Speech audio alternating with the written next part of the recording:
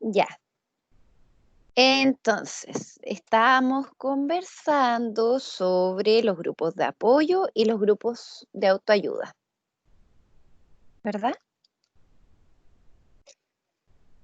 Estamos hablando que una de las diferencias principales entre el grupo de autoayuda y el grupo de apoyo es la autonomía, ¿m? En donde el grupo de autoayuda goza de una autonomía tal en donde no es necesario que haya un profesional. Por el contrario, la premisa es que el grupo, o sea, los mismos miembros del grupo pueden proporcionar y recibir apoyo en el marco de que conocen mejor que nadie la problemática que los convoca. ¿M? Y uno de los ejemplos más como característicos de grupos de autoayuda serían los grupos de alcohólicos anónimos, ¿verdad? Donde como su estructura básica va a ser el funcionamiento en grupo. ¿M? Y que se va a mantener con la premisa de alcanzar este objetivo, ¿verdad? De conseguir la sobriedad. ¿Mm?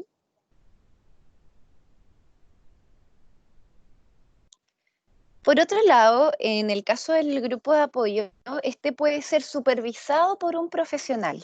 ¿Mm? Incluso es habitual que en la conformación del grupo de apoyo lo haga el profesional, ¿sí? Y que convoque a un grupo de personas con un problema común con objeto de que compartan experiencias, que aprendan unos de otros y que se proporcionen y reciban apoyo mutuo. ¿Mm? Es decir, también está esta premisa de la relevancia que es como el recibir y el entregar apoyo. El grupo o sea, en este tipo de grupos de apoyo, el rol del profesional, más que como, ¿se acuerdan cuando hablábamos de la terapia dialéctico-conductual, donde el rol del terapeuta es como muy directivo, ¿verdad? Hay módulos, cada módulo está como concanetado con el módulo anterior, como bien estructurado. Aquí la verdad es que el profesional en verdad tiene más bien un rol de facilitador. ¿Mm? Es decir, no opera como experto, sino como un miembro más del grupo. Y justamente su rol es poder facilitar que los procesos de apoyo tengan lugar. ¿Mm? Entonces, tiene un grado relativo de autonomía. ¿Mm? ¿Sí?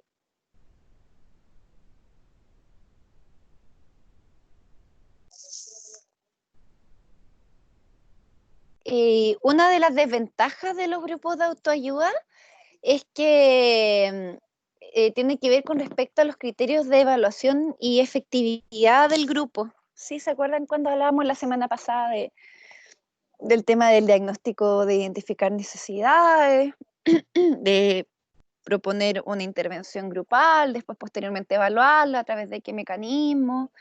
La verdad es que justamente en eso el grupo de autoayuda presenta una desventaja, pero esta desventaja es como en términos formales, ¿sí? Porque en algún punto la efectividad del grupo de autoayuda va a ser más bien como una evaluación subjetiva de los miembros que participan ahí. ¿Mm? Entonces, como en algún punto la evaluación es continua en cada sesión y a lo largo de las sesiones, ¿sí? Y esta efectividad va a ser como evaluada por los integrantes respecto al grado de satisfacción personal que puede experimentar en el funcionamiento del grupo, ¿m? Cómo influye este en la propia experiencia personal, como que ya constituiría por sí mismo una prueba de efectividad. ¿M?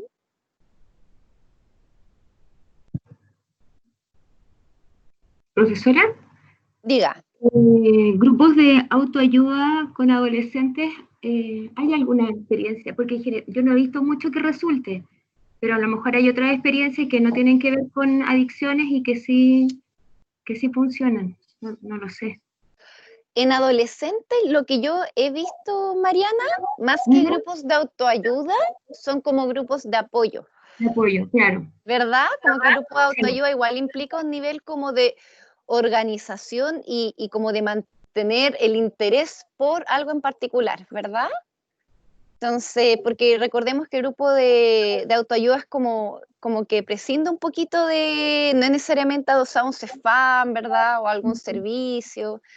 Entonces, lo que yo he visto más que nada en adolescentes es como grupos de apoyo, más que grupos de Sí. autoayuda. ¿Y tú, Mm. Mariana? O sea, en algún momento se intentó hacer cuando cuando salió todo el modelo de salud mental comunitaria de nuevo, Mm, hace como unos 8 años, no sé, y, y se intencionó harto, después se intencionó como familia, incluido los adolescentes, pero la verdad que siempre se transformó en un grupo más de apoyo que de autoayuda.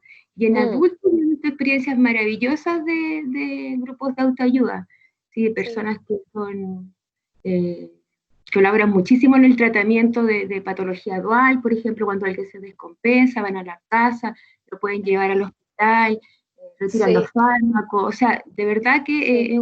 es muy importante. Ah, tal cual. Quizá influyen particularidades de la etapa del ciclo vital en esto, como la posibilidad de que se pueda o no sostener un grupo de autoayuda. Sí, yo también lo he pensado así, como que depende del ciclo vital y también de los procesos individuales, terapéuticos Mm, que han tenido, las experiencias sí, de grupo también que han tenido. de todas maneras, sí. Ya, pues aquí vamos a pasar entonces. ¿Alguien más que tenga algún comentario o que quiera compartir una experiencia? Ay, lo último que yo quiero decir es que Dale, Mariana. en la metodología de Alcohólicos Anónimos, que Ujú, hoy día van con distintos temas, hoy día no solamente es alcohol, sino que han pasado como a otras sustancias, porque antes era solo consumo de alcohol, y han claro. pasado también con el tema del uso eh, de Internet también, entonces como la ludotopía también, entonces han Mm, evolucionado los grupos de autoayuda, no sé si en Chile, pero en general uno puede encontrar como literatura respecto a eso. sí, Y, y de a hecho, mí, dale, dale. y a mí lo que me hizo una vez mucho sentido fue el comedor anónimo, que era para ¿Ya? personas que tenían problemas con la comida. Y Ujú. yo me acuerdo que trabajamos esos temas, que no tenían que ver con la sustancia, en grupos con los usuarios y con las familias fue súper significativo porque decía, claro, yo paso, no sé, me encuentro con una pastelería, me dan una gana tremenda de comerme un pastel y eso, si lo llevaba, era como más comprensivo el decir comerse un pastel que comprarse un pito.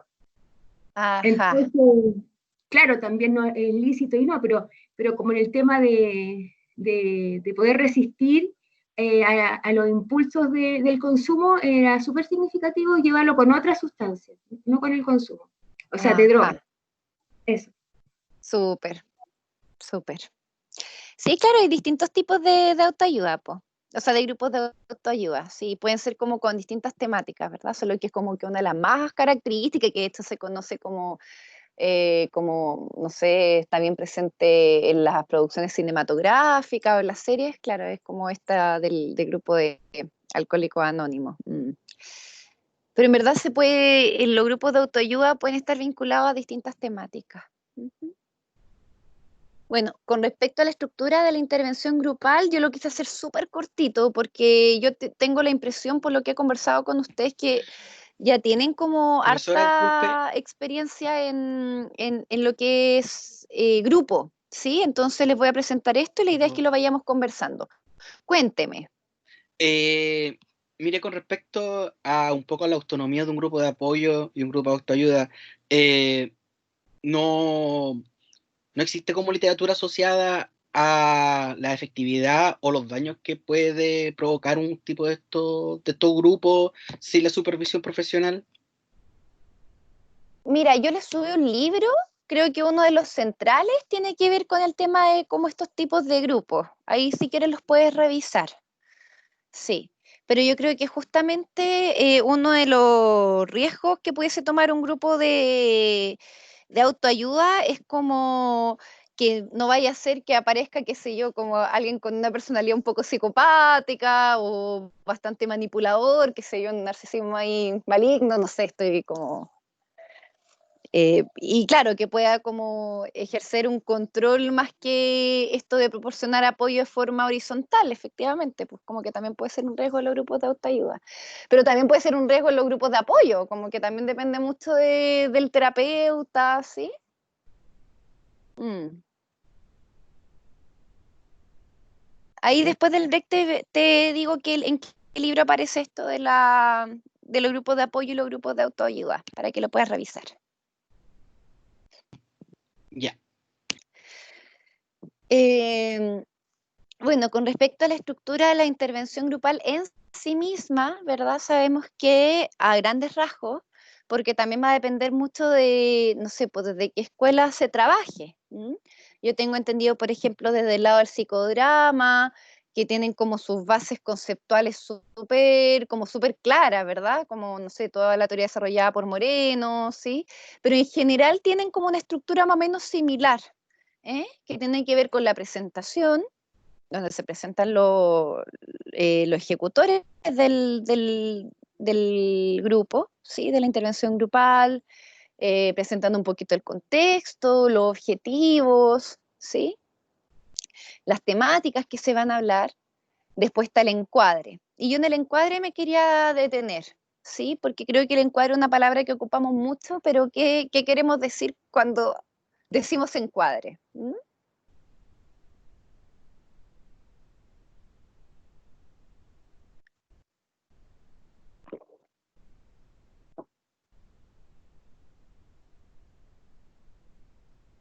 ¿Qué es el encuadre?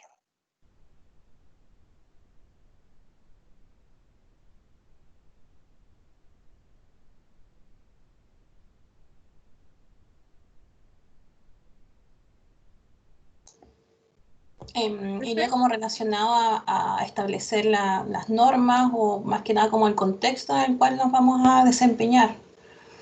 Cuáles son las actividades que vamos a realizar o cuáles son como las expectativas también de la participación de todos los integrantes dentro del grupo. Ujú, ujú. Entonces, un poquito como la definición de los roles, de las temáticas, ¿ya? Pero, ¿cuál es el valor, como qué vínculo tiene lo terapéutico con el encuadre?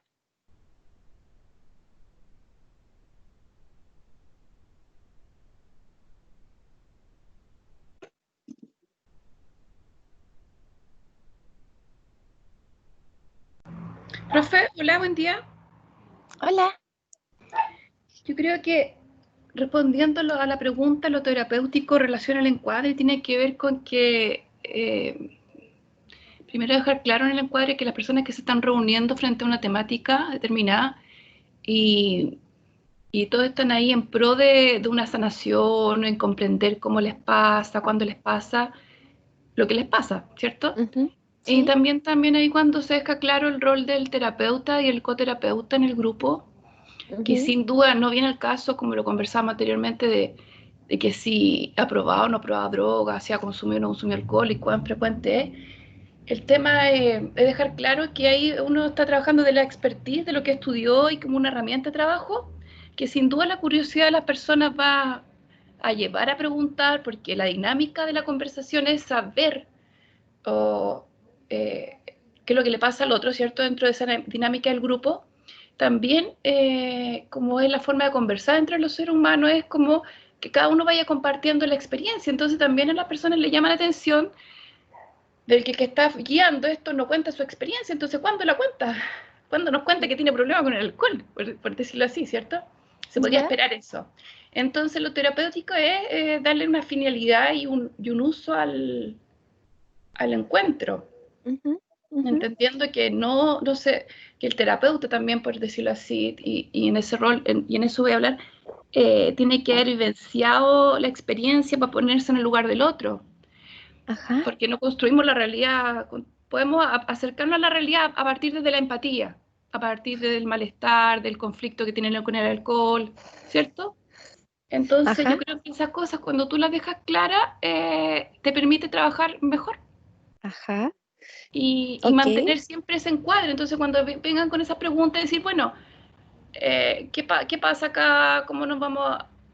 ¿Por qué quieres saber esto? Por ejemplo, si estuvieran preguntando como el tema anterior del consumo y eso. Mm, Y mm. hacer devoluciones desde las devoluciones desde o sea, hacer las preguntas que hacen las personas, devolvérselas a ellos mismos, Ajá. como dice la Mariana también, porque también creo que uno tiene que tener una postura frente a un grupo, porque si no, uno te puedes desbordar tú como terapeuta o el grupo, entonces hay que mantener el equilibrio o una homeostasis en el grupo, porque la intención es que no sea iatrogénico, Exacto. En ¿cierto? ese sentido, sí, tal cual. En el sentido en que han venido hablando Verónica, la Lorena, el encuadre se va a vincular a los límites, ¿sí? A los límites del grupo.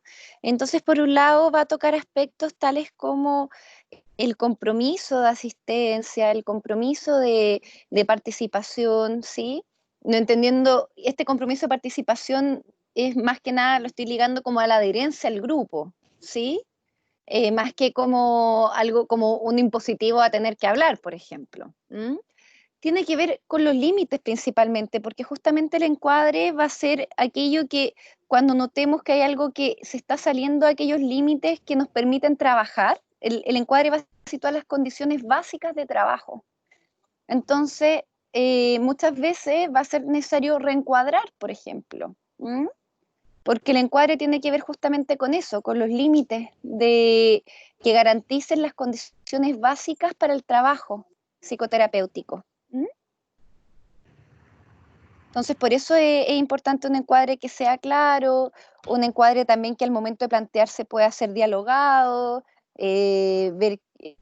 dar espacio a preguntas, y que si bien muchas veces las preguntas no nacen en el momento, sino a lo largo de las intervenciones, también habilitarlo, ¿sí? Entonces, esa es la relevancia del encuadre. Tiene que ver mucho con los límites de las condiciones básicas para poder trabajar o terapéuticamente. Por otro lado, encontramos que está el rompehielo, ¿sí? Que es como son actividades muchas veces, por ejemplo, vinculadas a la activación, ¿sí? Muchas tienen como carácter bastante lúdico y tienen distintos objetivos. El rompehielo puede ser, por ejemplo, en un grupo que recién se viene conociendo, algo que ayude a que se vayan conociendo mejor los participantes, o muchas veces el rompehielo puede estar ligado a la actividad central, ¿verdad? Como una forma de introducir también a través como de aspectos más lúdicos la actividad central. Es interesante el rompehielo también porque al igual que en la actividad central, nos va a ayudar mucho a evaluar el estado del usuario. ¿Sí? Por ejemplo, no sé, si hay algunos problemas, qué sé yo, como ya sea de atención, de memoria, de concentración, ¿verdad? Como que eso también lo podemos ir evaluando en el desempeño del usuario, tanto en el rompehielo como en la actividad central. ¿Mm?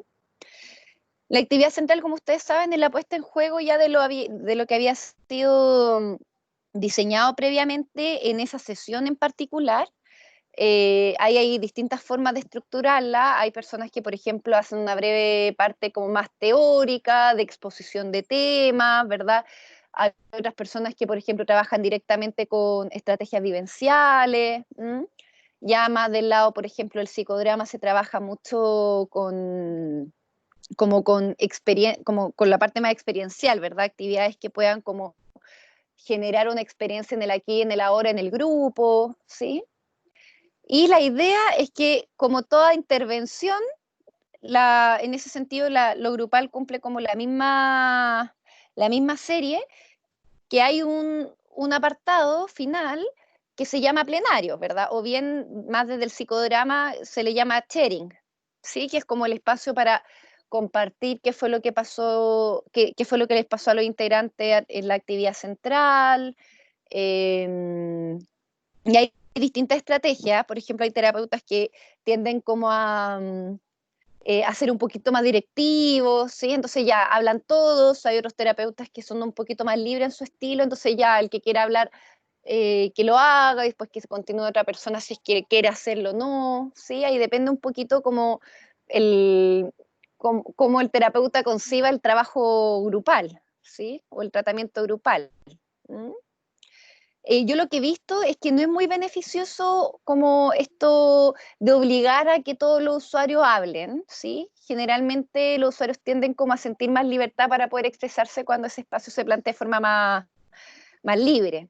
Y cuando ven también, y se van animando, cuando ven que otros compañeros van conversando, pues van hablando de lo que les pasa, les resuena, ¿sí? Eso. ¿Alguien que quiera hacer algún comentario o añadir algo sobre cómo esta estructura base de lo que sería la intervención en sí?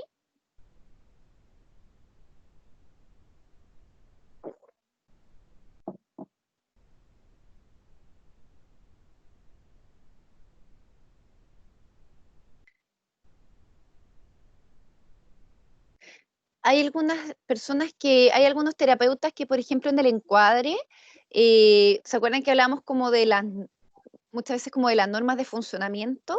Hay algunas estrategias donde uno puede hacer que el grupo decida o acuerde estas normas de funcionamiento. Y desde ahí es muy interesante cuando uno vuelve como a apelar al encuadre, justamente porque fue algo que se escogió a nivel grupal. ¿Sí? Quería preguntar si esta estructura es más bien para adultos o si se puede, es más bien transversal para adultos, infantos, adolescentes. Yo te diría que es bien transversal. Es bien como transversal a las etapas del ciclo vital, sí. Ok, gracias. Sí.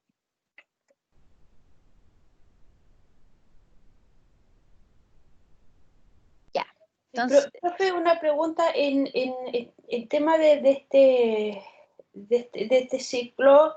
No es necesario que en cada sesión se hable de estos mismos temas, o sea, no es necesario que en cada sesión se determine el encuadre y todo eso es como... pienso, sí, estoy totalmente de acuerdo contigo. Esta es como, yo creo que la estructura como de la primera sesión, ¿verdad? Claro. Pero siempre importante la presentación de la temática, al menos que se va a abordar en el día de hoy, pongámoslo así, en la sesión de hoy. Y claro, pues como que volver al encuadre, quizá el encuadre, yo lo puse como segundo paso, pero el encuadre puede estar presente en cualquier momento de la intervención grupal, de la sesión. ¿Sí? O uno recordar el encuadre, ¿verdad? Como, sí.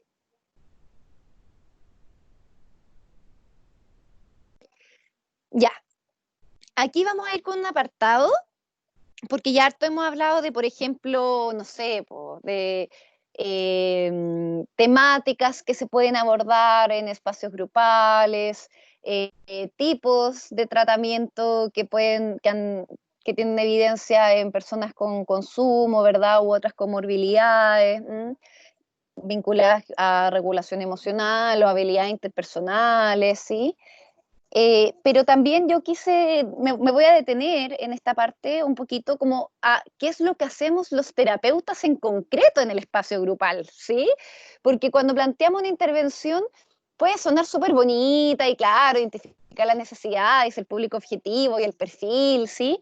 Pero otra cosa es como donde las papitas queman, que es el momento en sí, lo cual va a implicar una serie de técnicas y estrategias que ocupamos los terapeutas, que yo creo que mucho de lo que vamos a hablar ahora les va a resonar, ¿sí? Que son cosas que ustedes han hecho también en espacios grupales y también individuales, ojo, no son excluyentes. Yo saqué una, eso sí, que tenía que ver con la interpretación, porque yo creo que la interpretación se puede hacer en espacios grupales, pero creo que implica mucha formación en trabajo de grupo, el poder hacer como interpretaciones propiamente tal. Entonces quise poner como las básicas, ¿sí? Como más que las básicas, las que más utilizamos al momento de plantear la temática, al momento en que vemos cómo se despliega la actividad, ¿sí? Y que tienen que ver con estas. Y por otro lado, posteriormente, les voy a mostrar algunas estrategias que pueden ocupar como actividades que se pueden ocupar en espacio grupal, pero que son más de índole de corte cognitivo-conductual, ¿sí? Que son como las más utilizadas en general en programas de drogodependencia, ¿vale? Entonces, bueno, ahí les mostré las dos. Y vamos a partir por acá. Entonces, informar, clarificar, señalar, confrontar y la famosa autorrevelación que ha emergido en más de una de nuestras conversaciones. Ya. El informar se relaciona mucho con la psicoeducación, ¿sí? Y yo creo que la psicoeducación es algo que hay que darle vuelta, porque muchas veces pensamos la psicoeducación como el tema del folleto, lo hemos conversado, cuando la psicoeducación tiene que ver con el ofrecer un espacio relacional, ¿sí? Donde la persona o pregunta o comenta o no valía eso que se sabe, pero lo puede como ampliar o ayudar a ampliar las perspectivas de la cual está pensando el usuario, ¿sí? Hay distintas formas en las cuales uno ocupa esta técnica de informar. Una de estas formas es, por ejemplo, explicar ciertos aspectos de la dinámica de los conflictos. Entonces, por ejemplo, aquí aparece una viñeta. En las relaciones muy intensas puede darse la siguiente dinámica: ver solo lo bueno de una persona, resaltando su imagen, y después, por algún desencuentro, puede que lo vea de forma negativa, centrándose solo en lo malo, ¿sí? En esta viñeta vemos como el terapeuta, al intervenir, interviene con algo que está... que tiene a la base, por ejemplo, los mecanismos de idealización y de evaluación, ¿verdad? Más o menos eso es como lo que está explicando, ¿sí? Y muchas veces eso lo hacemos también en los espacios grupales. Es como que se trae una problemática y la intervención que uno realiza es como informar qué es lo que se está poniendo en juego en esa problemática que trae el paciente o el usuario. Entre las técnicas de información, uno puede recomendar lecturas o películas, ¿sí? Idealmente que funcionen como metáfora. Particularmente cuando vemos que nuestros usuarios tienen, no sé, pues como una adecuada capacidad de abstracción, una adecuada capacidad de insight. Yo creo que este tipo como de sugerencias pueden ser bien pertinentes. Ahí importante como evaluar la experiencia global frente a la bibliografía, porque la idea es que lo que uno recomienda que funcione como de forma simbólica, de forma metafórica, pueda favorecer la reflexión sobre la problemática que está atravesando el usuario o la usuaria. Ojo, porque informar no es aconsejar, ¿sí? Sino más bien consiste en entregar elementos que permita ver el problema de forma panorámica o desde otro punto de vista. Entonces aquí puse un ejemplo un poquito burdo, ¿verdad? Porque harto que nos formaron para no hacer este tipo de intervenciones, como debes dejar a tu marido no te hace bien, ¿sí? Muchas veces uno ve que justamente nuestros pacientes, nuestros usuarios están en relaciones que les están haciendo pésimo, pero uno no va y dice, oye, déjalo, ¿sí? Justamente la información o el informar apunta a entregar elementos que permitan mirar el problema desde otro punto de vista. Puede ayudar también a deshacer mitos, ¿sí? Así como este problema solo me pasa a mí, no, wait, ¿sí? No te pasa solo a ti. Y de hecho, justamente eso se favorece mucho en la instancia grupal, donde las personas se encuentran con que hay otras personas que tienen problemáticas relativamente similares. Puede ayudar a identificar alternativas de respuesta, puede ayudar a ser consciente de las consecuencias de algunas decisiones, ¿sí? A examinar aspectos que se han evitado, entre otras. Entonces, en algún punto informar es como explicar desde ciertas coordenadas como conceptuales que manejamos nosotros para que el usuario pueda plantearse ese problema desde otro punto de vista. ¿Cuándo se utiliza? Cuando evaluamos que el grupo o que el paciente, ¿verdad? O que el miembro del grupo está realizando una lectura como altamente sesgada sobre la realidad. Por eso, como sin incorporar otros aspectos, ¿verdad? Porque justamente una de las cosas que favorece, ya sea la terapia individual o la terapia grupal, es la integración de diversos aspectos, pues, como de aquellos que son buenos, los que son malos, como para armar una imagen más real y con más matices de uno mismo y del otro. En este sentido, el informar permite generar mayor flexibilidad, crea una perspectiva en la cual los problemas del paciente, ojo, con toda su singularidad, dejan de ser vistos como algo estrictamente individual que solamente le pasa a él o a ella. Y una de las limitaciones que pueda tener este tipo como de técnicas que uno usualmente ocupa en los grupos y también en la terapia individual, puede que el paciente no se sienta escuchado, así como que diga ahí enfrente de todo me da lo mismo que otros tengan el mismo problema que yo porque no deja de afectarme, ¿sí? Y también una de las limitaciones de esta técnica es en pacientes que puedan ser muy sugestionables, particularmente con el tema de los diagnósticos, ¿sí? Que me acuerdo que en la primera clase los conversamos. Porque, o también como pacientes que puedan ocupar esta información de forma muy ganancial, ¿sí? Así como, ahí hay un ejemplo, lo que pasa es que soy borderline y por eso soy así.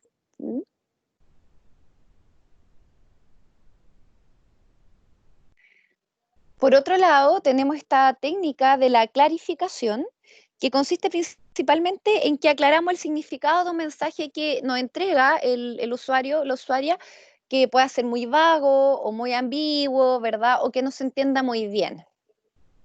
¿Sí? Entonces, la idea es que nosotros podemos ocupar esta estrategia, o ocupamos esta técnica, cuando notamos que el paciente, por ejemplo, repite mucho una palabra, ¿sí?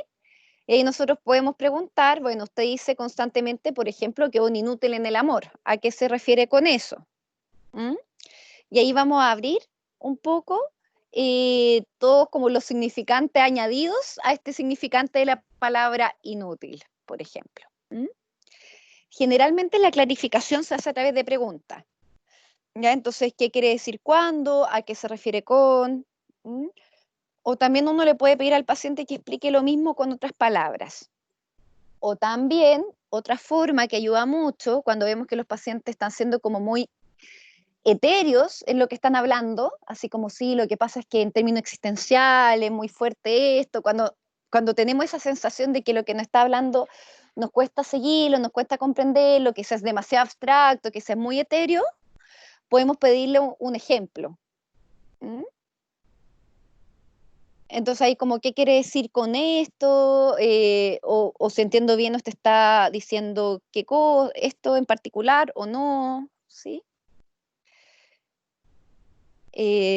También puede ayudar, hay otra forma como de plantear la clarificación que a través de una reformulación sintética, que es que uno, por ejemplo, escucha el relato del paciente y uno lo sintetiza, pues, ¿verdad? Es como que lo devuelve. Ah, ya, por ejemplo, en estos días, durante el viaje, había un clima de paz, y de pronto, usted no sabe cómo, todo ese clima se rompió y volvió a haber desconfianzas, reproches, ¿verdad? Sí, uno también puede como trabajar esto a través de la reformulación sintética.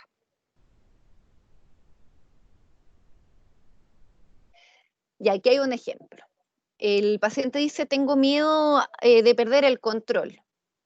¿Mm? Y el terapeuta, bueno, ¿qué quiere decir con perder el control? Y él responde que me pondré a gritar y a correr y toda la gente se dará cuenta y quedaré en ridículo. ¿Mm? ¿Sí? Entonces ahí uno puede trabajar, por ejemplo, con el temor a la exposición, el propio temor al descontrol, ¿sí? El juicio externo que se le puede dar a eso. ¿Mm? Una consideración que hay que hacer a la hora de clarificar es que hacerlo idealmente una vez que el paciente termine de exponer su punto de vista. ¿Mm? Como a veces quizá el paciente no habla, y como que nos dan ganas de ver, pero ¿a qué se refiere con esto? A ver qué pasó acá, pero lo ideal es como esperar a que despliegue todo el relato y nosotros poder ahí como clarificar algunos aspectos. ¿Mm? Yo creo que algo que es interesante de la clarificación, estimadas y estimados, es que muchas veces nos pasa, sobre todo cuando uno parte como ejerciendo como terapeuta, que a veces nos da como cosa o como un poquito de miedo clarificar, como que queremos hacer sentir al paciente como que lo entendemos perfectamente. ¿Mm? Y la verdad es que es importante que podamos como, bueno, como atrevernos a ver, pero esto que suena como tan simple, ¿sí? Tan entendible, como quizá no lo estoy comprendiendo del todo, ¿sí? Como porque yo tengo que comprender tan deprisa lo que me quieren estar diciendo, me puedo detener un poquito y ir preguntando para comprenderlo mejor. ¿Mm? Me pasa, por ejemplo, o me ha pasado, no sé, pues en situaciones, voy a poner como anécdotas, ¿sí? Pero me acuerdo en un espacio grupal que al comienzo estábamos, uno dice como, me separé, ¿sí? Me acabo de separar. Chuta, el otro del grupo, oye, pero qué pena, no sé qué, y él, sí. Y alguien le pregunta al grupo, oye, pero ¿cómo te sientes? Y uno piensa, chuta, es que una separación igual es fuerte, que no sé qué. Y él dice, ¿sabes qué? Me siento súper feliz. ¿Mm? Me siento súper feliz, como me siento al fin libre, como que bueno, como que creo que fue la mejor decisión, me siento incluso aliviado. Entonces, muy interesante cómo hay ciertas cosas que, por ejemplo, para mí pueden ser muy graves, pero que en verdad para el usuario puede implicar, qué sé yo, tranquilidad o al contrario, como que, por ejemplo, en el caso de este usuario, me genera felicidad y uno puede explorar, bueno, pero ¿qué es lo que genera felicidad del separarse? ¿Sí? Más o menos como que por ahí apunta la clarificación. Entonces, ¿cuándo se utiliza? Se utiliza para explorar la experiencia subjetiva del paciente. Entre su objetivo está mostrar un modo de percibir la propia experiencia. ¿Mm? El paciente aprende a mirar selectivamente, a poder recorrer la masa de acontecimientos y de sus vivencias. Y también la clarificación, en tanto nos va a proporcionar mayor información respecto a lo que le pasa al paciente, al usuario, también va a sentar las bases para otro tipo de intervenciones. ¿Mm? Las limitaciones que tiene la clarificación es que el usuario, el paciente, puede no sentirse comprendido. ¿Mm? Así como, pero si ya le expliqué lo que me pasa, ¿cómo no entiende? ¿Mm? Para mí la clarificación es especialmente importante porque, por ejemplo, el otro día en el espacio donde ustedes tenían que trabajar em, en el informe que tienen que entregar la otra semana, estábamos hablando con la Lorena y bueno, me acordé de esa conversación porque en general uno tiende a querer comprender muy rápido y en el lenguaje, el mismo hecho de, o sea, el lenguaje en sí mismo da para los malos entendidos, ¿sí? El lenguaje, el modo en que está configurado, da lugar para que nos malentendamos. ¿Mm? Entonces, en ese sentido, la clarificación es bastante pertinente. ¿Sí? Así, oye, pero a ver qué quieres decir con eso. ¿Mm?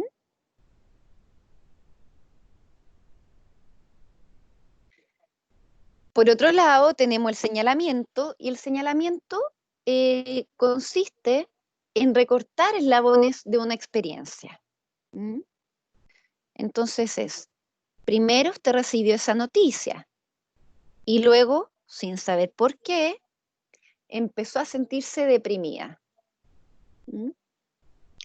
El modo en que se plantea esto, por ejemplo, tendría el objetivo de mostrar que hay algo vinculado a esa noticia que activa o despierta esta sensación de sentirse deprimida por parte de una paciente en este caso.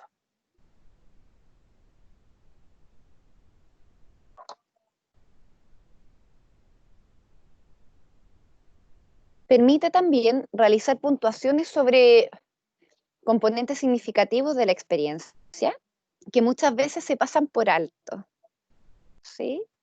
Es muy entretenido cuando vemos en terapia que a veces los pacientes hablan de cosas súper importantes y la pasan muy rapidito, ¿sí? Y es como, a ver, wait, detente un poco. Y ahí hay una viñeta, ¿sí? Fíjese en qué momento se decidió a llamarla, justo cuando usted sentía una fuerte sensación de soledad. Por eso la clarificación sería previa al señalamiento, porque para yo poder establecer esta suerte como de causa-efecto, así como la llamó cuando se sintió solo, tengo que saber manejar esa información, ¿verdad? Para poder establecer esta suerte como de conexión entre eslabones de experiencia. También muestra relaciones peculiares. Ha ocurrido en varias ocasiones que usted señala que no quiere hablar con él, que está enojada, le pide que se vaya, pero cuando se va, lo llama insistentemente. Él no le contesta y usted comienza a beber para borrarse. ¿Mm?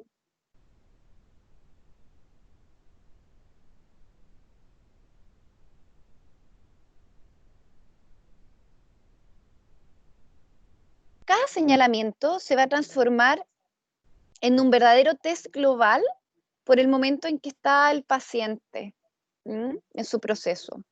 Muchas veces cuando hacemos señalamientos, por ejemplo, cuando explicitamos algunas de estas relaciones entre eslabones de experiencia, a veces el paciente nos queda mirando y ya, bueno, ya, ¿sí? Y otras veces, wow, sí, no sé, ¿sí? Como que puede posibilitar otras asociaciones. Entonces, respecto al señalamiento, nos puede dar algunas coordenadas respecto a la capacidad de insight del paciente, También algunas coordenadas sobre los recursos intelectuales, capacidad de abstracción, de establecer relaciones. También el señalamiento puede dar lugar a que aparezcan algunos mecanismos defensivos, ¿sí? Así como ciertas inhibiciones o negación. Profe, ¿te puedo hacer una pregunta? Dame un segundito, pero Ay, ya, perdón. ciertas negaciones, o minimizar, o racionalizar, o intelectualizar. Dale, Lorena. Disculpa, profe, que soy No muy te preocupes. impulsiva. No se preocupe, dale, dale.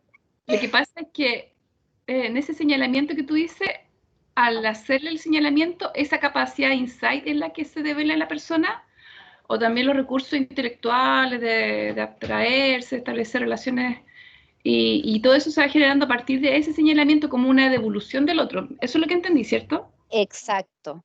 Ah, ya. Entonces, esa es la Exacto. utilidad, que va abriendo, va despejando, por decirlo así, una cosa psíquica, no sé cómo llamarlo, pero que va Totalmente. develando, ¿cierto?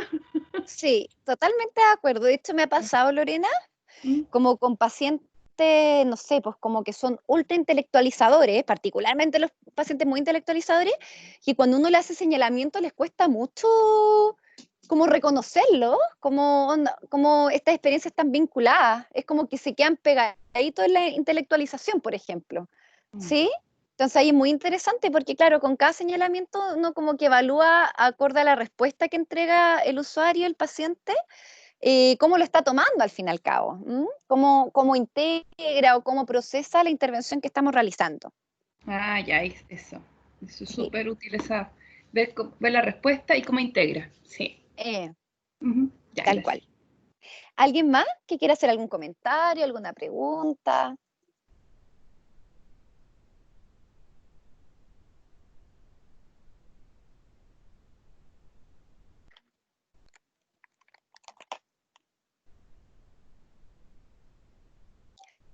Ya, seguimos. Y también puede dar algunos antecedentes sobre la relación con el terapeuta o la relación con el grupo, ¿sí? Ahí se le llama situación transferencial desde un paradigma más psicoanalítico, pero si uno lo aterriza, tiene que ver como con la relación con el terapeuta y el grupo. Así como puede ponerse quizá un poquito paranoide, o al contrario, pueden tener mira, sí, qué interesante. Nosotros no esperamos con el señalamiento que el paciente esté full de acuerdo con nosotros. Al fin y al cabo, eh, lo que esperamos es que haya como movimiento psíquico. ¿Sí? Así como, ¿sabe qué? Sí, puede ser cuando me dio sensación de soledad, por ejemplo, estoy jugando en esta parte de acá. Puede ser que haya sido soledad, pero no solamente eso, como que también me pasó que, no sé, ¿sí? Como que la idea del señalamiento, más que el paciente diga, sí, tiene toda la razón, es como no, es como que lo ayuda un poquito a seguir elaborando explicaciones de su propio sentir, de su propia experiencia, a aquello que hace.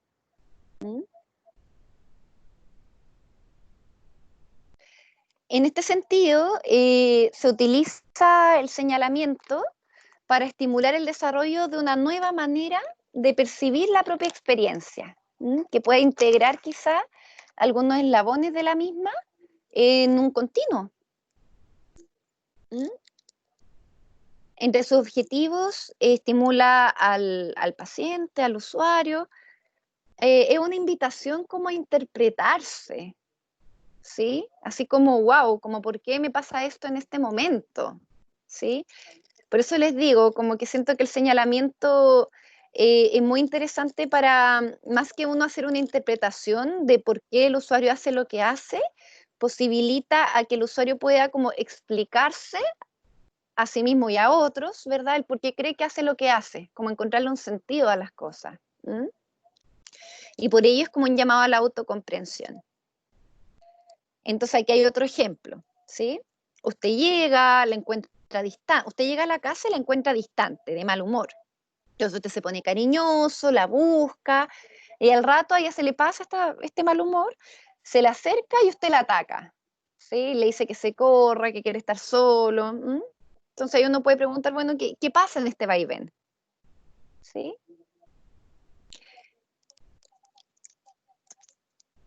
Ahí, profe, ¿Mm? pero ahí como que de repente se puede poner más difícil el tema cuando emergen los mecanismos de defensa, po. Entonces, sin duda que podría decir, no, yo no, pues la negación está circulando ahí. Entonces, Claro, ¿cómo sin que no sea tan perturbador también, porque está en un espacio de grupo, claro. poder hacer, develar que hay una negación ahí de trasfondo, como un Mm. mecanismo de defensa también de la estructura yoica que le permite funcionar al sujeto diariamente, po, en esa relación? Mm. Sí, porque igual esas cosas son como las más, creo yo, las más difíciles del grupo, cuando hay mucha resistencia también. Exacto. Yo ahí te respondería en dos partes. La primera es que el señalamiento generalmente se utiliza cuando ya tenemos como más información sobre el funcionamiento de los usuarios.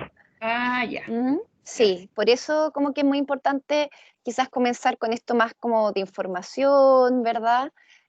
O bien más como el tema de clarificar, porque para sentar las bases para el señalamiento ya necesitamos como más información previa del usuario y la usuaria. Eso por un lado. Y por el otro, efectivamente, yo igual estoy poniendo ejemplos más como de psicoterapia grupal, como obviamente el señalamiento no es necesariamente tan así, pero le estoy poniendo como ejemplos de cuando ya está instalado un dispositivo como de psicoterapia grupal. Y efectivamente, yo tengo la impresión de que los mecanismos de defensa en algún punto siempre están operando.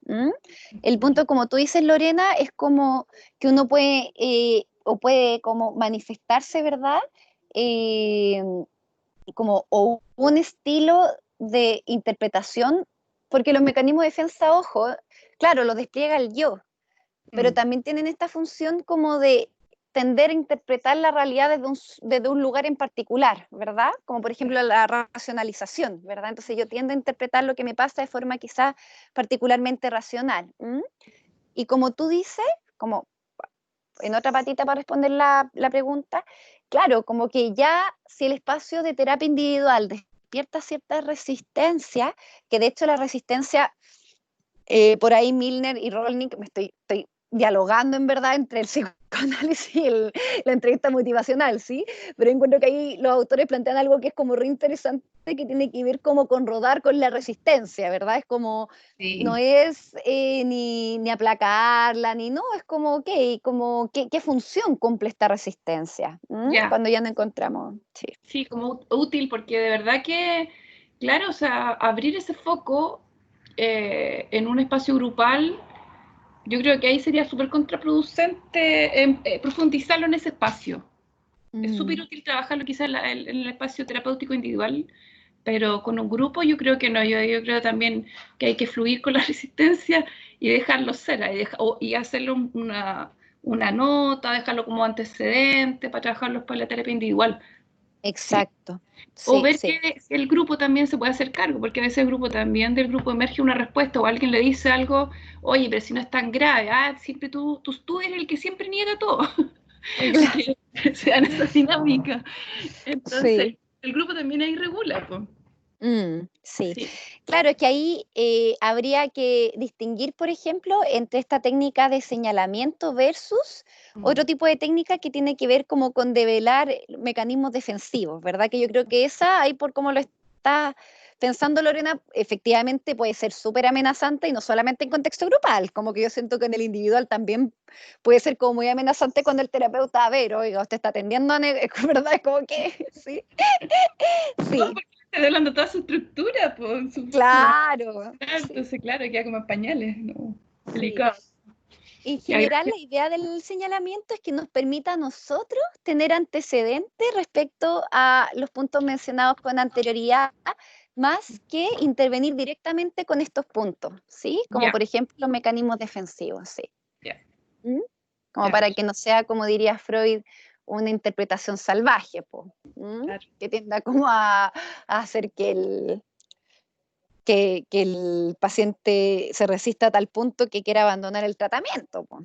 Claro, que la idea es esa, pues ser acogedor que tenga su espacio y contención y su grupo, pues integrarlo. Y eso Claro, parecía, yo decía que podía ser súper iatrogénico en ese espacio trabajarlo. sí. Así como abrir el tema, pues abrir en profundidad, claro. Sí, me Y si encanta. te fijas, de todas formas, claro, los señalamientos no es como, nosotros estamos hablando de la parte más teórica, ¿verdad? Pero son como, si tú te das cuenta, como recortes de eslabones de experiencia, ¿sí? Mm. Que ahí la invitación es que el paciente lo Ya, interprete. voy a quedar con eso. Súper. Bueno, ¿qué limitaciones? Justamente lo que venía como señalando la Lorena, que puede como, más allá que active resistencia, que puede poner al paciente muy paranoide, ¿verdad? A ver, como, ¿qué quiere decir con eso? ¿Qué me está queriendo decir? Como que ese es un poquito el contrapunto que va a tener el señalamiento, ¿verdad?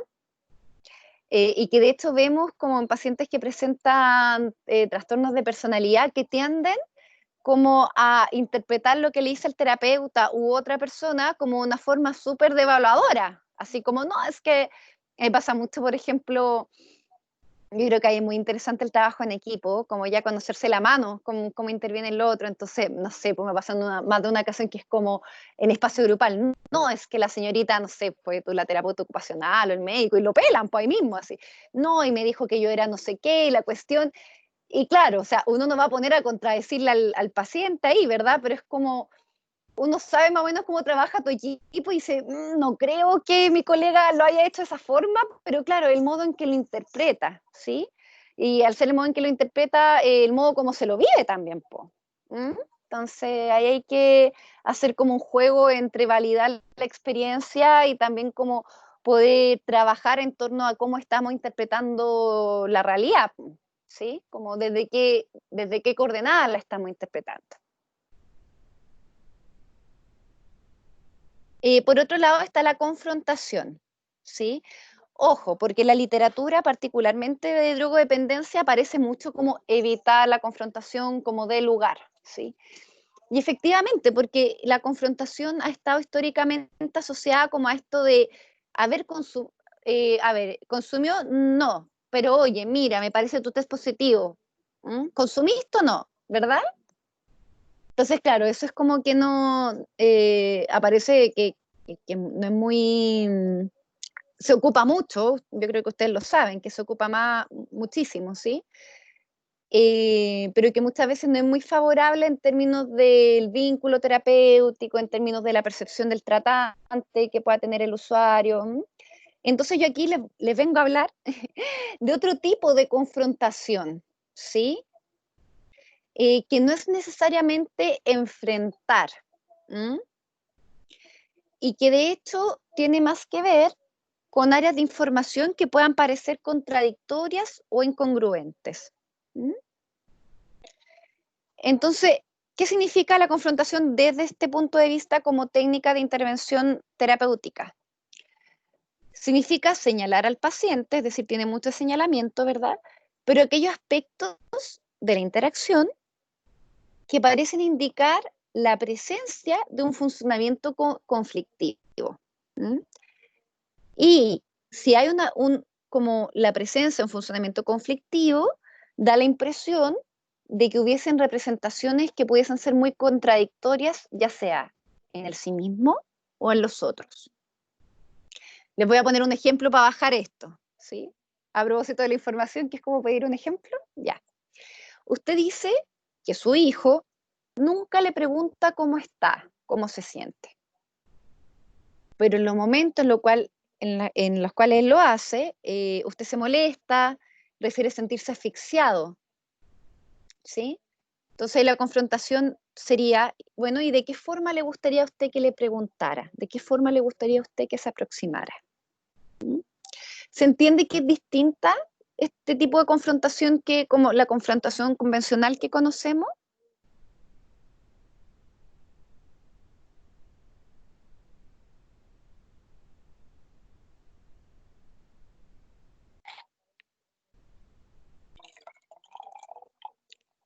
Y yo creo que cuando uno utiliza este tipo de técnica en espacio grupal pasa algo muy lindo, es como que, y de hecho se sugiere cuando uno ocupa este tipo de estrategia, como, como dejar que el usuario se tome su tiempo para responder.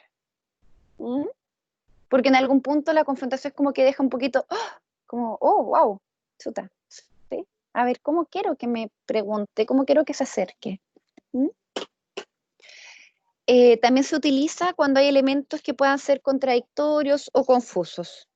Entonces, usted dice que no le afecta nada lo que le digan, pero cuando lo dice la veo llorar, pareciera estar angustiada, ¿verdad? Y da la impresión de que esto la afecta. Entonces, quizá, claro, esta primera intervención está más situada como cuando hablábamos al comienzo de la clase, como esto de mi relación con los otros que yo traigo al espacio grupal, o bien mi relación con los otros que actualizo en el aquí, en el ahora, en el espacio grupal, ¿sí?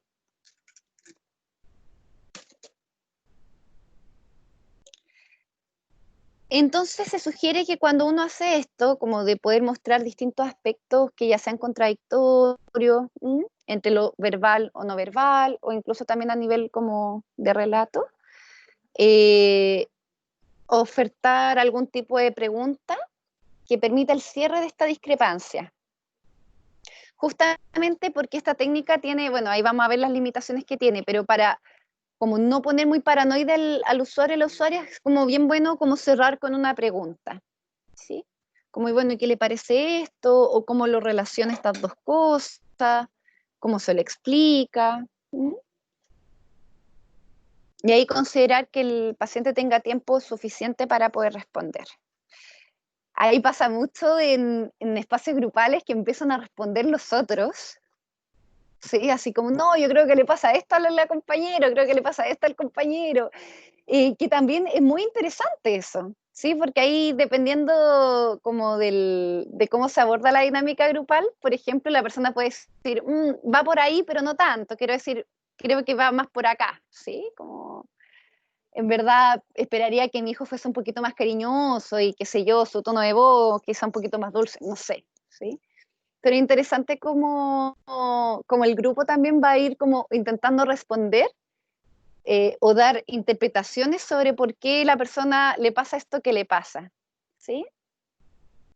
Y también hay importantes como que la persona sobre quien se está abordando esta temática en particular pueda como decir, sí, en parte sí, o tomo esto, pero por este lado esto no. Y ahí uno va trabajando como otro tipo de habilidades también.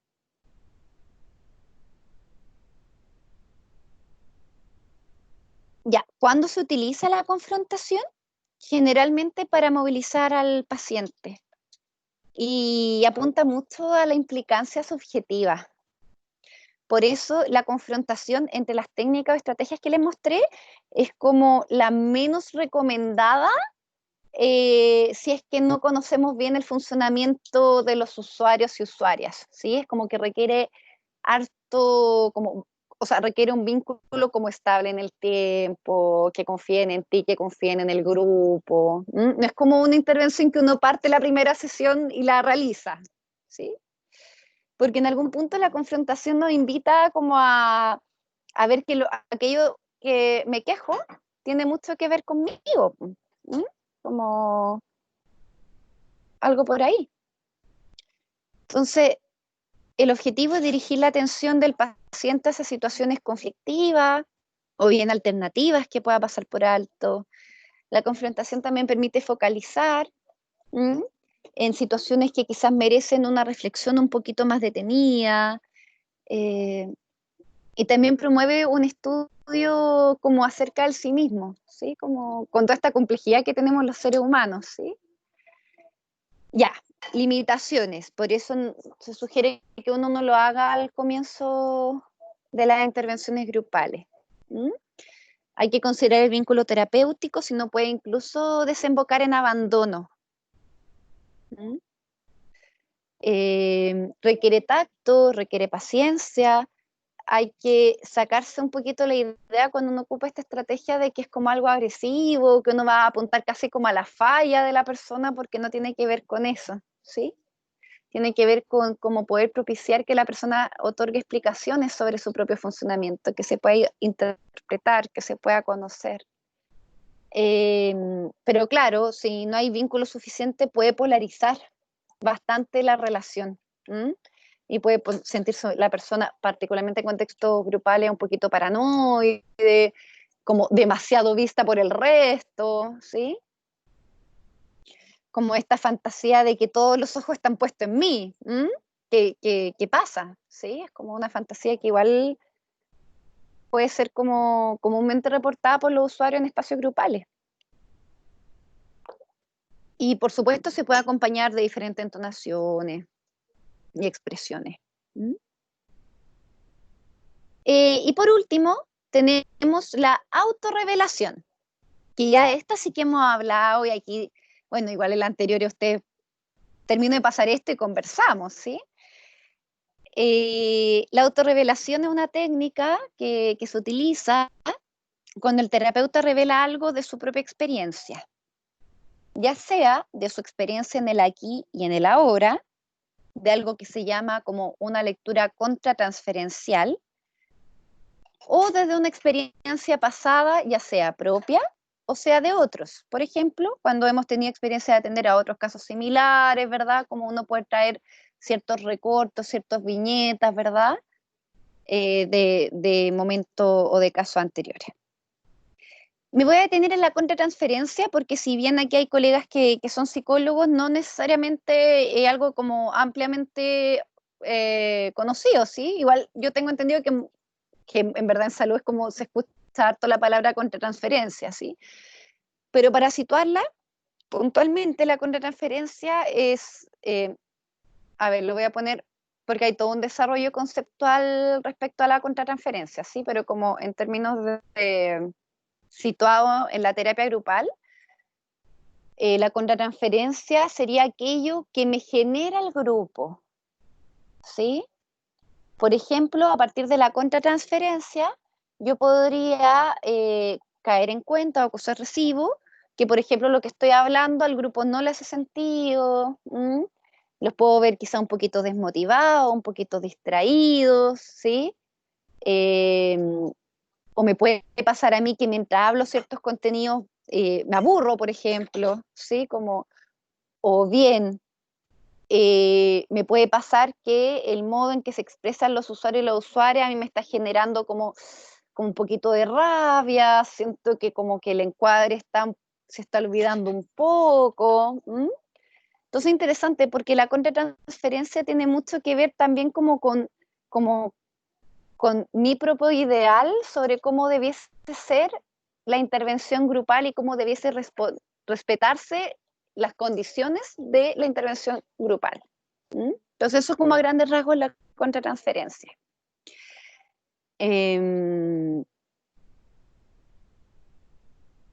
Ya.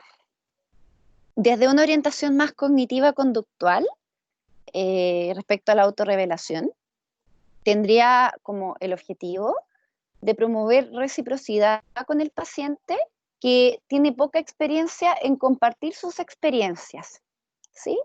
Entonces, según esta orientación, el que el terapeuta pueda abrir como partes de la propia experiencia permitiría que el paciente o el usuario o el grupo de usuarios lo hiciera también. De hecho, si bien la autorrevelación está planteada como técnica del terapeuta, algo que permite la dinamización del grupo es justamente la autorrevelación de algunos de los integrantes del grupo, ¿verdad? Lo que permite como que el grupo se empiece a movilizar. También hay personas que piensan que pudiese favorecer el vínculo terapéutico desde una orientación más racional emotiva. Puede revelar a los pacientes, a los usuarios como debilidades del terapeuta. Y estas debilidades puestas en juego como un modo de reforzar la idea de que todos los humanos somos iguales. Así como no porque yo sea terapeuta, soy, no sé, un Superman, una Superwoman. Estamos como todos atravesados por lo mismo. Yo aquí no estoy muy de acuerdo, pero igual lo quise considerar, ¿sí? Como para conversarlo con ustedes. Que hay corrientes que plantean que como que uno puede ir trabajando a través de autorrevelaciones mutuas, ¿sí?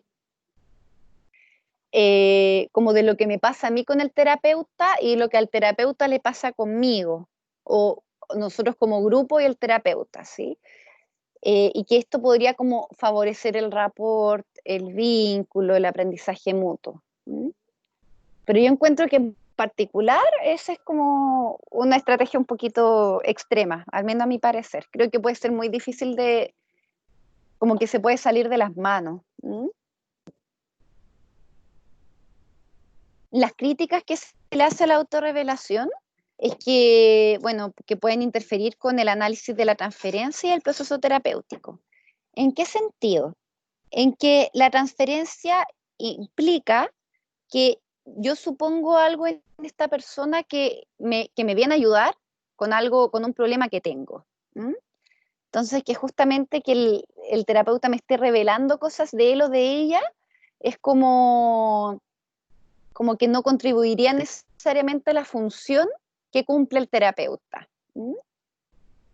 Hay que una crítica, pero como de otro lugar, que es como que tendrían una credibilidad limitada a la autorrevelación porque no se podrían como comprobar necesariamente esas autorrevelaciones y que no necesariamente haría más humano al terapeuta.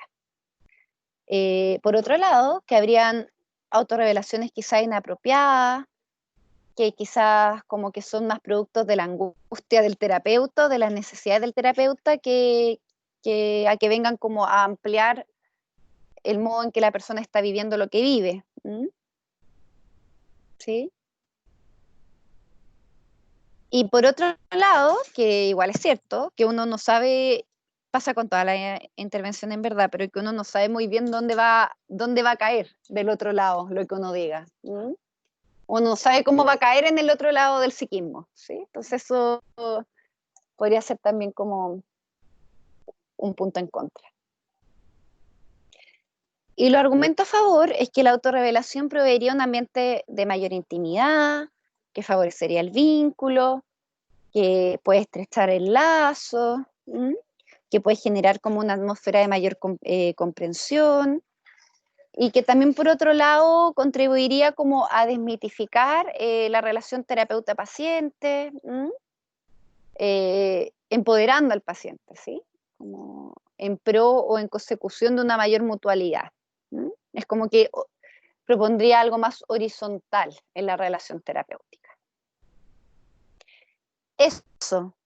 Vamos a dejar, son las 12:20, vamos a dejar 10 minutitos para comentarios, no sé, compartir experiencia, ¿sí? Para después irnos al almuerzo.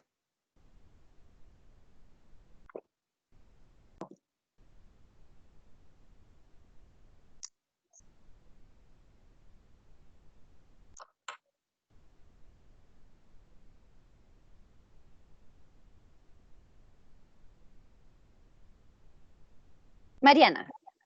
Sí, yo no sé si me perdí o no lo escuché, si se habló sobre las diferencias de género. A ver, dale. No, por ejemplo, lo que pasa, o desde la experiencia, es que si hay grupos mixtos, generalmente en estos grupos empiezan a haber relaciones entre los usuarios, aunque uno lo encuadre, y son secretos del grupo, digamos. Ajá. O que, y ahí han pasado como, yo tengo experiencias bien complejas, porque había un usuario que está en situación de calle y mantiene una relación con una mujer de ahí, y resulta que al usuario se le manda al dentista, el dentista le pide una radiografía, finalmente se llega a definir que el usuario tiene VIH. Chunga. Entonces fue la media polémica, porque como nosotros dejábamos mezclar población, o sea, como las familias, ¿no? Claro. Entonces, desde ahí como que eso fue lo más grave que nos pudo pasar. Y en el ambulatorio intensivo, entonces, no más mixto, sino que hombres y mujeres. Y también Ajá. porque las temáticas eran a veces distintas desde lo que se focalizaba. Entonces, ahí es complejo eso, pues, las relaciones afectivas son generalmente se dan. Ahora, eso no quiere decir que en otras situaciones no se den, porque, por ejemplo, a veces en comunidades de mujeres también empiezan algunas relaciones entre ellas, por ejemplo. Claro. También sucede. O que muchas tienen como fantasías con los terapeutas. Entonces, Sí, po.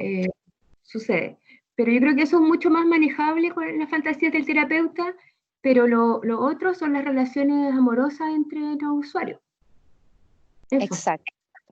O sea, de hecho eso podría ser como, yo me remitiría como antes del tema de las, como estas técnicas de intervención y me iría un poquito más como a la estructura, como más al encuadre, ¿o no, Mariana? Como yo creo que estaba apuntando a elementos más vinculados al encuadre. El encuadre, claro. Sí. Mm. Sí, porque en general los usuarios tienden a no respetar el encuadre, porque es parte de su vida no saber cuáles son los límites, o ir viendo y probando los límites a cada momento. Exacto. Sí. Yo encuentro que es súper complejo el tema de en grupos mixtos y cuando hay como, no sé, pues perfiles que quizás puedan tener como mucho riesgo y todo, porque tiene como una contrafunción también esa, así como el de las prohibiciones de las relaciones, porque sabemos que la prohibición aumenta el deseo también, ¿verdad? Entonces como también está como ese doble juego de... Sí, yo creo que es complejo. Habría que analizarlo como bien caso a caso de la realidad de cada dispositivo y de cada intervención grupal. Lo otro, que no hay grupos, o al menos yo no encontré grupos que tuviera que ver con la orientación sexual y que la persona fuera a esos grupos, porque como es poca la población, como que cuesta hacer grupos solo con esa población, y por el otro lado uno podría empezar a discriminar.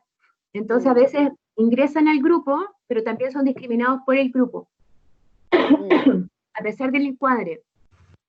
Entonces yo creo que también ahí hay un desafío de trabajar con los tipos de orientación sexual y que también tienen que ver con una dinámica distinta de cómo se vivencia en el consumo.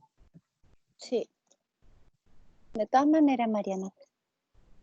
Bien. Eso. ¿Alguien más?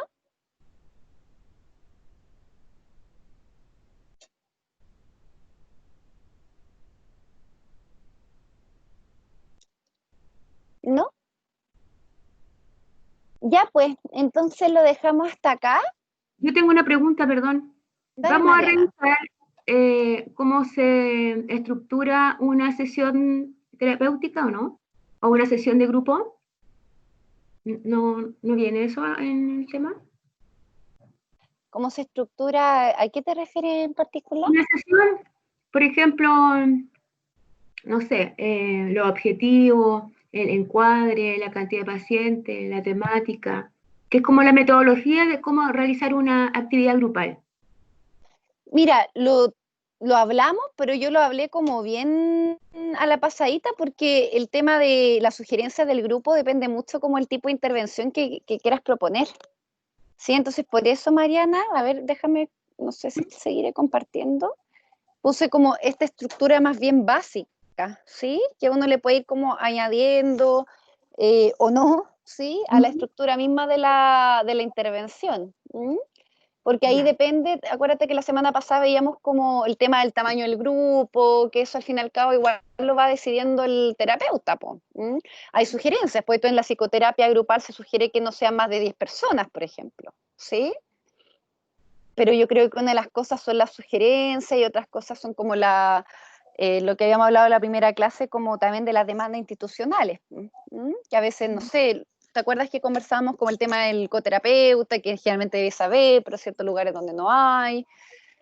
Entonces, eso, yo lo quise plantear como en esto en términos de estructura básica que debiese tener la sesión en particular. Pero hemos estado revisando distintos tipos de modelo al fin y al cabo, ¿verdad? Entonces... Estoy pensando en la tarea, que significa también realizar sesiones. Entonces, desde ahí yo no sé, como de un formato general o cada uno elige su formato de taller, eso. La idea es que cada uno lo elija.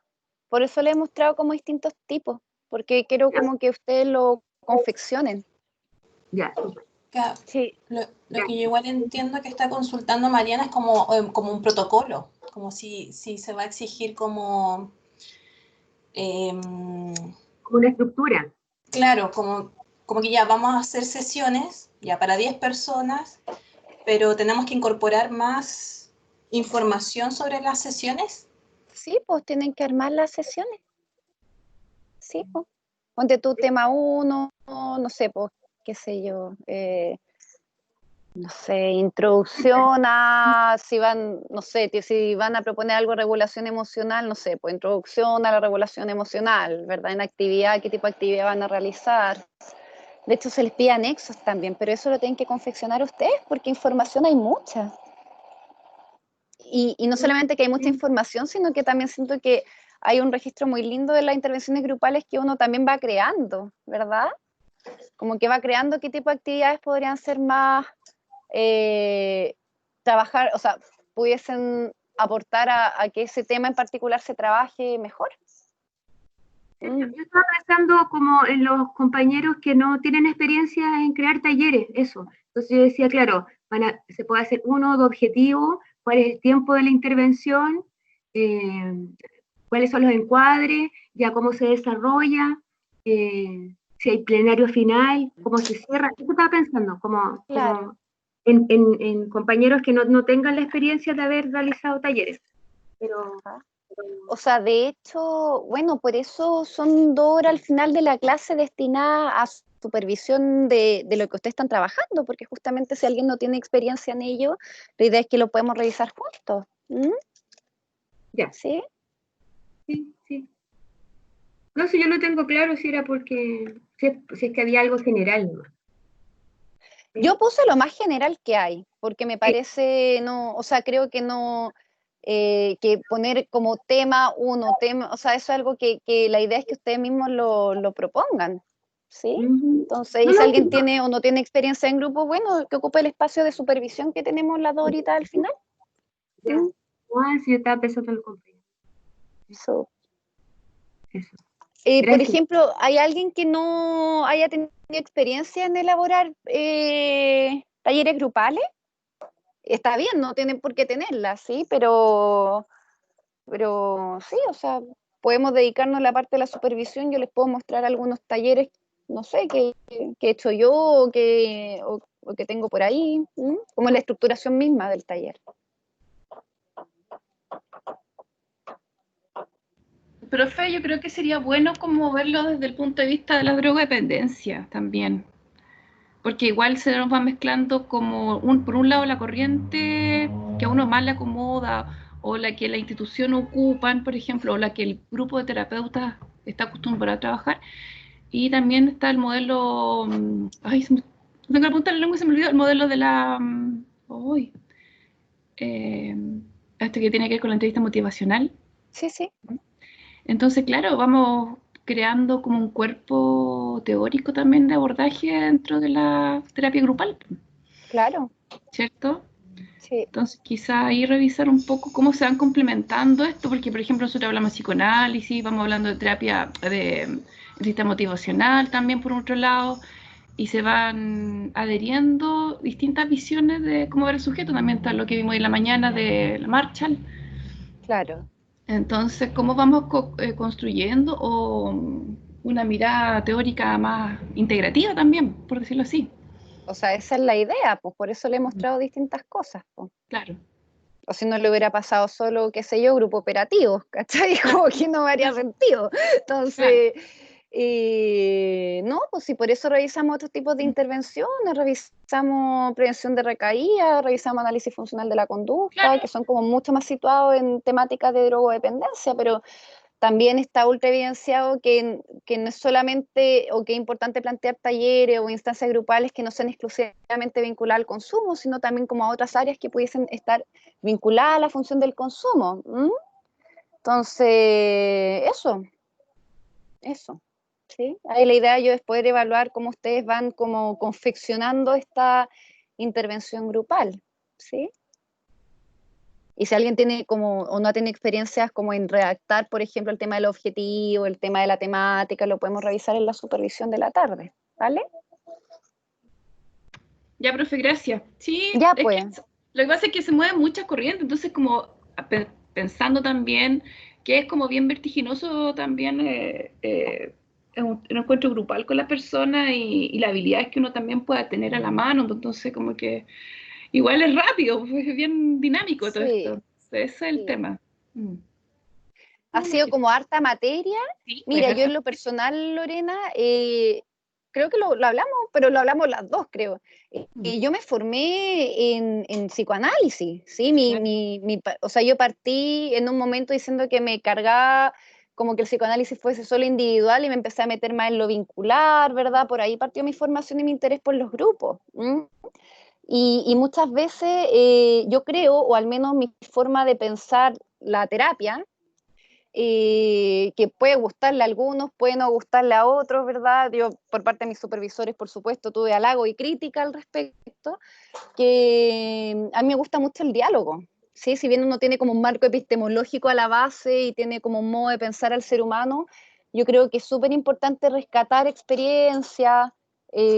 Por eso a mí, por ejemplo, me interesó harto plantear el tema de la terapia dialéctico-conductual. Yo creo que si hablamos de grupo, es como un contenido que es importante saberlo.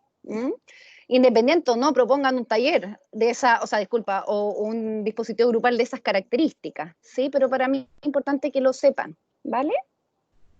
Eso pues. Profe, lo importante Dígame. también de los grupos que igual yo creo que siempre hay que darle una vuelta, que son súper espacios bien especiales, o sea, cómo recordar eso que puede ser como, si no es bien manejado, puede ser tan heterogénico como, no sé, po, como no hacer nada quizás, pero cuando está bien manejado y también, como dice la Mariana, bien focalizados los grupos, son de mujeres, que sean de mujeres, y son, no sé, mixtos, ver que las temáticas que se trabajen no incomoden, no generen mucho malestar, pues, que sea viable y que sea un trabajo que pueda dar resultados, pues, en ese sentido. Que no sea heterogénico. Si no sea heterogénico, sí, por el final del día. Eso Sí. nada más. Gracias, profe. Y de hecho muchas veces uno hace, yo por ejemplo les voy a pasar y le he pasado algunas cosas de la teoría cognitivo-conductual porque uno se encuentra muchas veces particularmente en actividades de trabajo grupal haciendo uso de técnicas conductuales. Sí, es como, y bueno, de hecho el modelo de salud en general está como bien orientado desde esa perspectiva, ¿sí? Pero lo cual yo creo que no es como excluyente de poder leer los efectos de esas intervenciones desde un marco conceptual que a uno le acomode. Eso pues. Saber corriente. Gracias, profe. Ya pues. Entonces nos vemos a las 2 de la tarde.